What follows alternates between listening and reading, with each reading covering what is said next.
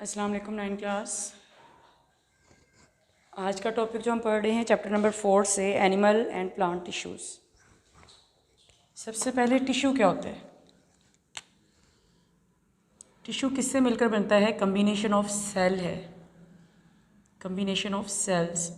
जैसे अगर ये एक सेल है, इसी टाइप के और सेल जिनका स्ट्रक्चर और फंक्शन क्या होगा, इनके जैसा होगा। जब सेल्स का एक ग्रुप बनेगा तो उसे हम कहेंगे टिश्यू। तो टिश्यू क्या हुआ? Group of cells. कौन से सेल्स जिनका फंक्शन और स्ट्रक्चर सेम होगा जब वो मिलते हैं तो टिश्यू बनाते हैं।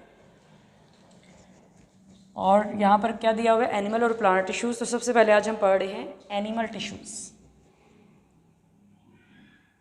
सबसे पहले हमारे पास एनिमल टिश्यूज़, चाहे प्लांट टिश्यूज़ हैं चाहे एनिमल टिश्यूज़ हैं, वो हमेशा किससे मिलकर बनेंगे? सेल से। एनिमल टिश्यूज़ में जो मेन कैटेगरीज हैं वो कौन कौन सी हैं? Number 1 epithelial tissue,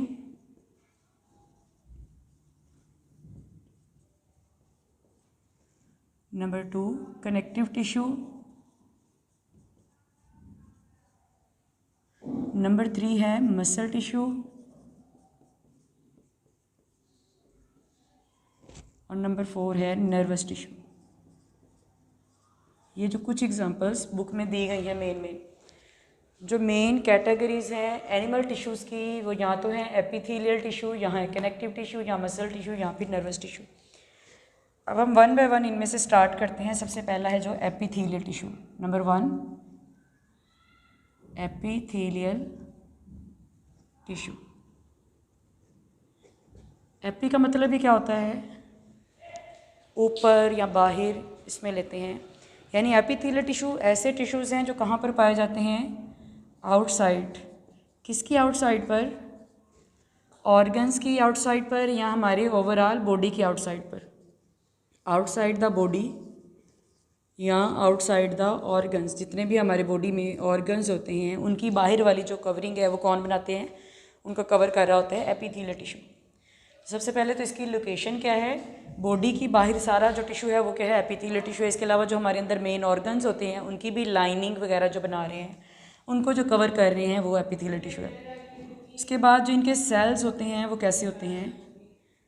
closely packed, एक दूसरे के साथ बिल्कुल साथ साथ जुड़े हुए होते हैं।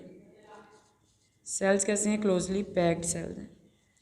इसके बाद एपिथेलियल टिश्यू की आगे हम कैटेगरीज देखें कि ये कहाँ कहाँ पर कैसे कैसे मौजूद होते हैं। तो सबसे पहली कैटेगरी आती है, इसकी जो डिफरेंट आगे टाइप्स हैं। नंबर 1 जो टाइप है उसका नाम है squamous epithelium. Squamous epithelium.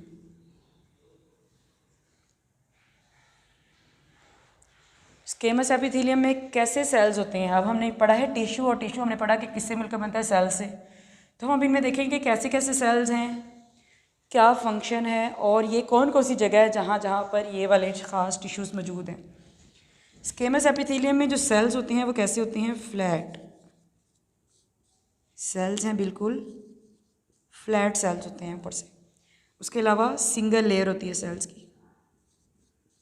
Sales flat हैं और सिंगल लेयर है उनकी। उसके बाद ये लोकेशन क्या है इनकी, कहाँ कहाँ पर पाए जाते हैं?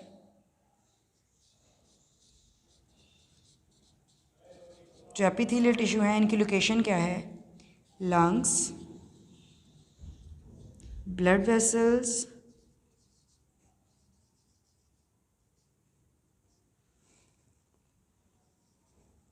और हार्ट।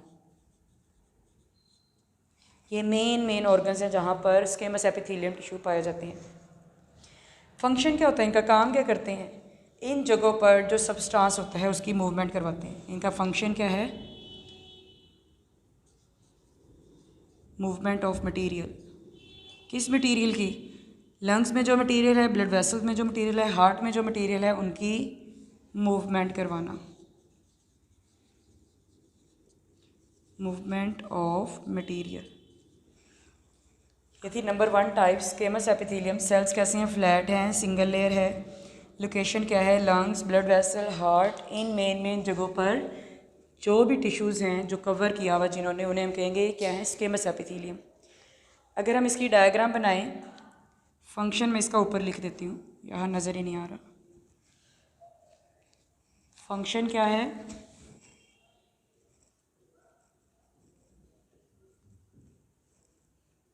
मूवमेंट करवा रहे हैं उस मटेरियल की जो इन जगहों पर मौजूद होता है, मूवमेंट ऑफ मटेरियल। और अगर हम इनकी डायग्राम की बात करें तो जो जो चीज़ें हमने यहाँ पर जो करेक्टरिस्टिक्स देखी हैं उन्हीं के लिहाज से हम इसकी डायग्राम बनाएं। तो हमने कहा सिंगल लेयर है सेल की और सेल्स कैसे हैं, फ्लैट।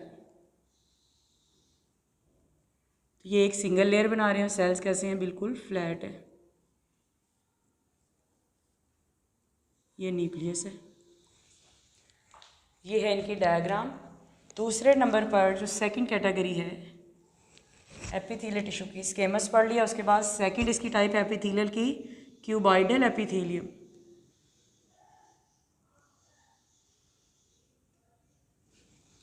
क्यूबाइडल, इनके भी नेम से ही पता चल रहा है कि ये किस शेप के इसके सेल्स होंगे। इसमें जो सेल्स होते हैं वो क्यूब शेप्ड होते हैं, क्यूब शेप्ड सेल्स। हम सबसे पहले अगर इसकी डायग्राम बनाकर बात करें और इसकी लोकेशन क्या है, कहाँ पर होते हैं ये, किस किस जगह पर पाए जाते हैं। लोकेशन है इसकी किडनीज एंड स्मॉल ग्लैंड्स।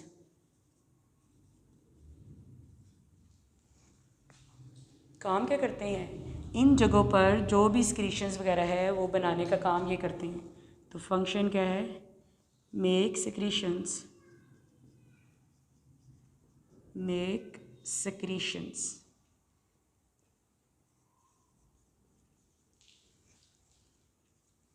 अगर डायग्राम की बात करें तो हमने क्या कहा, क्यूब शेप्ड सेल्स हैं।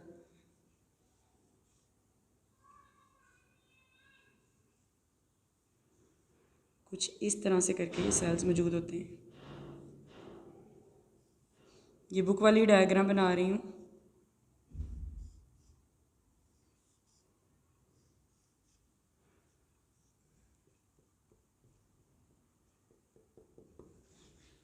तो जहाँ पर भी किडनीज में या स्मॉल ग्लैंड्स में जहाँ भी मौजूद है तो इनके सेल्स कैसे हैं, क्यूब शेप। ये इनकी शेप है, क्यूब शेप।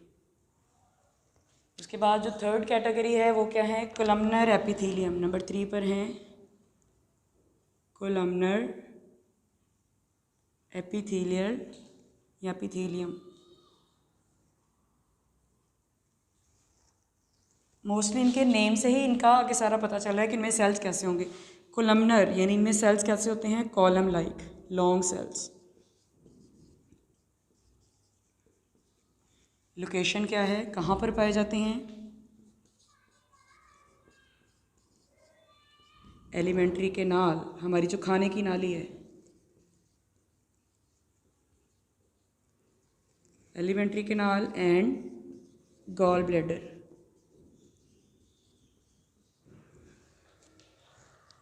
जो लीवर से बाइल लेकर जमा करता है, pear shape structure, gall bladder.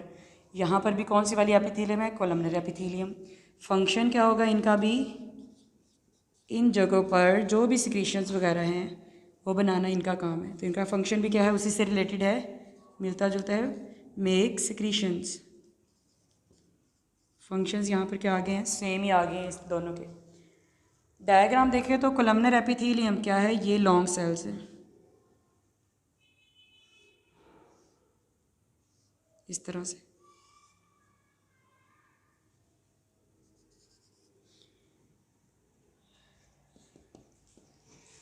तो ये सिंपल सी इसकी डायग्राम है कोलमनर एपिथेलियम की, लॉन्ग सेल्स हैं। लोकेशन के एलिमेंट्री कैनाल, गॉल ब्लैडर। और फंक्शन क्या आ गया, मेक सिक्रीशंस यानी सिक्रीशंस वगैरह बनाना, जो भी मटेरियल उनकी खसूसियत है वो बनाना इनका काम है।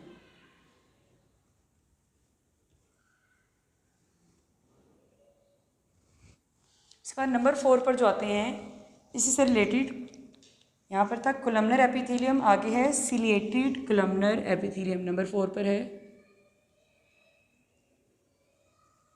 Ciliated columnar epithelium. Ciliated columnar epithelium कैसे हैं? लॉन्ग सेल्स हैं, लेकिन क्या है साथ में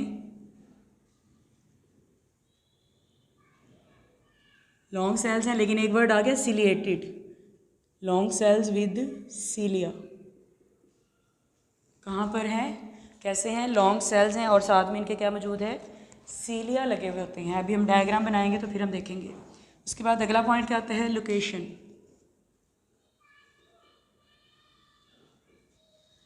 लोकेशन क्या है इनकी? ट्रेकिया, सांस की जो नाली होती है, और उसके अलावा आगे वो डिवाइड होती है ब्रोंकाई में। तो इन दोनों जगह पर सिलिएटेड कोलमनर एपिथेलियम मौजूद होती है। फंक्शन क्या है आगे इनका? क्या करते हैं? इन जगहों पर म्यूकस को प्रोपल करना, मूव करवाना इनका काम है। म्यूकस को क्या कर रहे होते हैं? प्रोपल। प्रोपल का मतलब क्या है? मूव करना। Propel mucus. डायग्राम देखें तो किस तरह से है। सेल्स तो उसी तरह से लॉन्ग हैं, बट इन लॉन्ग सेल्स के साथ क्या मौजूद होंगे? इस तरह से ऊपर सीलिया लगे होंगे। तो इसकी डायग्राम और इसकी डायग्राम में सिर्फ सीलिया का ही डिफरेंस है। सेल सेम है, लेकिन क्या लगे होंगे साथ? सीलिया। लेकिन लोकेशन क्या है?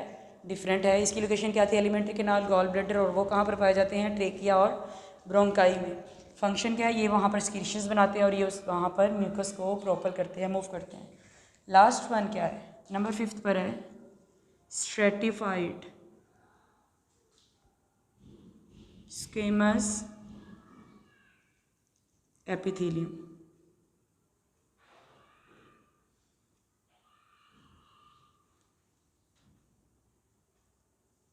स्ट्रेटिफाइड स्क्वेमस एपिथेलियम ये कैसे होते हैं? इनमें कैसे सेल्स हैं?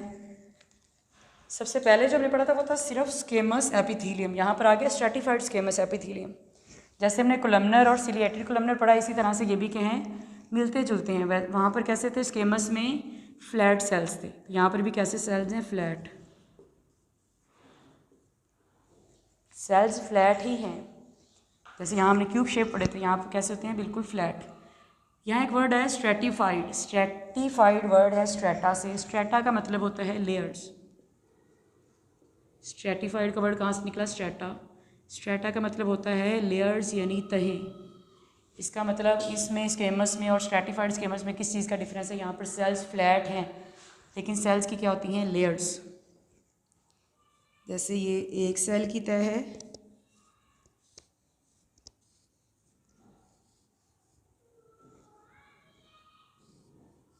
ये एक है फ्लैट सी लेयर, और ये इसी तरह से दूसरी है।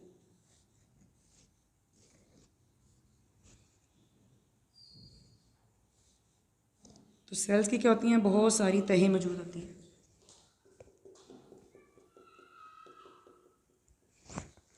लोकेशन क्या है इनकी?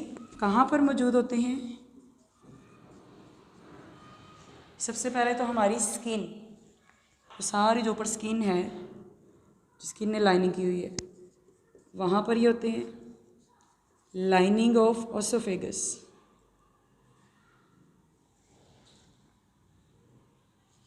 Lining of oesophagus. ओसोफेगस क्या है?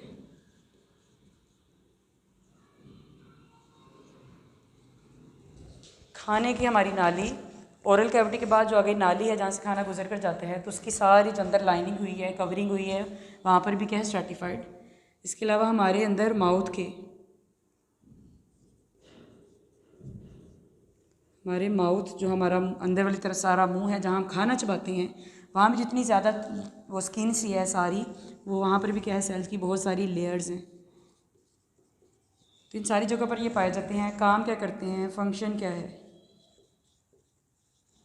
जो इतनी ज़्यादा लेयर्स हैं, ये क्या कर रही हैं? प्रोटेक्शन। जिस भी जगह पर ये मौजूद होती हैं, उस जगह को क्या कर रही हैं? प्रोटेक्ट। तो जो आज का पहला टिश्यू है एपिथेलियल टिश्यू, उसका हमने जनरल जो पढ़ा, outside the covering, main covering बनाते हैं स्किन बॉडी के बाहर, और मेन जो ऑर्गन्स हैं उनके बाहर। सेल्स कैसे होते हैं? Closely packed. जैसे हमने सब में देख लिया सेल्स कैसे हैं? साथ साथ मौजूद हैं।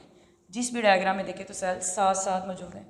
इसके बाद हमने वन बाय वन इनकी टाइप्स देखी। मेन टाइप्स कौन सी हैं? Squamous epithelium, cuboidal epithelium, columnar epithelium, ciliated columnar epithelium है, और है स्ट्रेटिफाइड स्क्वेमस एपिथेलियम। स्क्वेमस और स्ट्रेटिफाइड मिलते जुलते हैं। मेन डिफरेंस क्या है? उसमें सेल की एक ही लेयर है, जबकि यहाँ पर स्ट्रेटा से जाहिर हो रहा है सेल्स की ज़्यादा लेयर है।